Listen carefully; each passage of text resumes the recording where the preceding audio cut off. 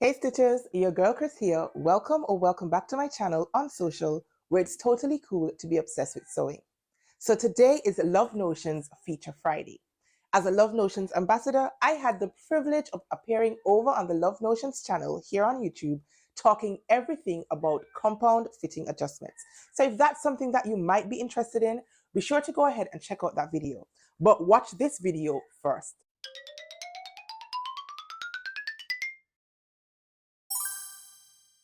Now, the Feature Friday series is an initiative by Love Notions Patterns to feature one pattern every Friday at a heavily discounted cost of $5.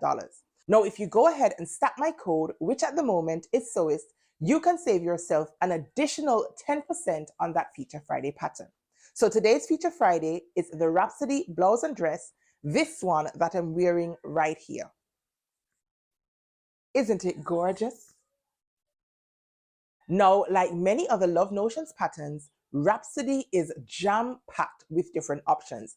I'll be sure to go ahead and pop the line drawings right in here so you can see how many different combinations you can come up with featuring the Rhapsody pattern. Now, I opted to make the blouse version with the short sleeves and the tie because I thought it was really cute, that it would work nicely in my work wardrobe, and you guys, it is extremely hot where I am. So I sewed up the size large based on the finished garment measurements in the standard bust option.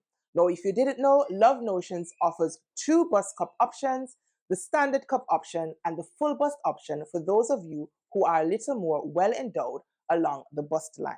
As usual, I did have to go in and make quite a few fit adjustments to the pattern. That is no fault of the drafting of the pattern.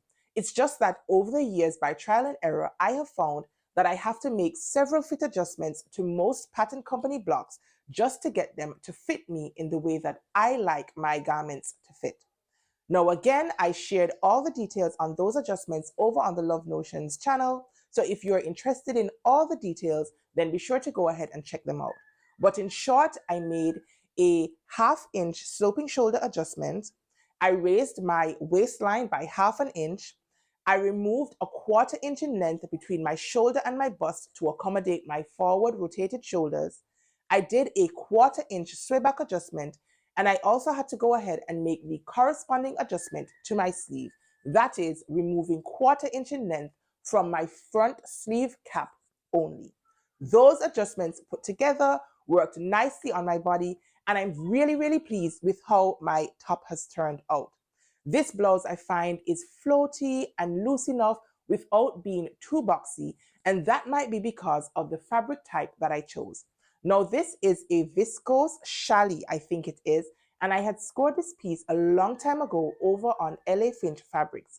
I in fact made a different make out of it. I think it was the Wilder gown way back, I think maybe in 2019 or 2020, and I had a small piece left over, perhaps about 1.25 yards or so. And I was really happy that I was able to eke out this Rhapsody blouse out of that remaining fabric. Now, according to the cut guide, for my size and for the option that I chose, I should have been able to knock this one out of the park using 1 yard of fabric, and I am not disappointed, you guys. I was able to achieve just that. Now, this top finishes with bias binding, and if you've been here long enough, you know that I am not a huge fan of bias binding. However, given this fabric type, I decided to go in and make my very own bias binding. Now, I have never in fact made my own bias binding, and I followed along with the tutorial in the pattern instructions for the Rhapsody blouse and was able to make up my bias binding with very little headache. The only thing is I didn't have the correct binding pull. I'm not sure if that's what you call it. I'll go ahead and pop a picture in so you guys can see what I'm talking about. And so I had to fold my bias binding in manually. That process was a little bit tedious, but not as bad as I thought it would have been. I'm really happy that I decided to make my own bias binding for this shirt and not use store-bought bias binding, even though I did have some on hand. I find that store-bought bias binding is a little stiffer and not as relaxed as this fabric, and so because of the weight differences, I bit the cherry and decided to make my own bias binding, and I'm really pleased with the extra touch that added. Now, in terms of making my tie ends, you guys, This slippery fabric is not the easiest one to do the double fold and stitch. And so in order to do my tie ends, I did right sides together on just the tie portion of these ends and stitched them together, trimmed my seam allowances off, and then turned them out like loops, and then went ahead and attached the rest of my bias binding to my neckline. I found that process much easier and meant that I still have my hair intact, as I didn't have to pull it out in frustration. Now overall, I'm happy with my finished garment, and I'll definitely be making another Rhapsody blouse in the future. Now you guys, that is all I wanted to share with you on the Rhapsody blouse. Again, be sure to run on over to lovenotions.com and pick up your copy of the Rhapsody blouse for $5 today only, and use my code sewist so that you can earn yourself an additional 10% off this pattern. Now, using my ambassador code costs you guys absolutely nothing extra, but it does guarantee me a small commission that goes back into the running of this channel. Now, if you guys enjoyed this video today, be sure to go ahead and give me a thumbs up and drop me a comment down below and let me know what you think of my completed Rhapsody blouse. If you have any questions about sizing, fit, or any of those things, also leave me a comment down below and I'll do my best as usual to answer. Now, if you have gotten this far in my video and you are not yet a subscriber, be sure to go ahead and hit that subscribe icon and turn your notification bell on so you never miss any of my upcoming videos.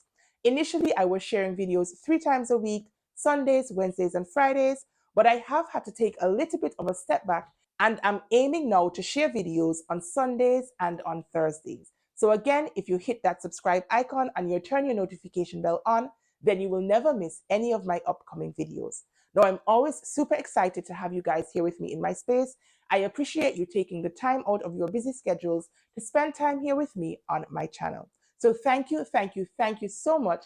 Whether you are a longtime subscriber or you are now joining the bandwagon, thank you, thank you, thank you for being here with me in my space. So that is all I needed to share with you guys today.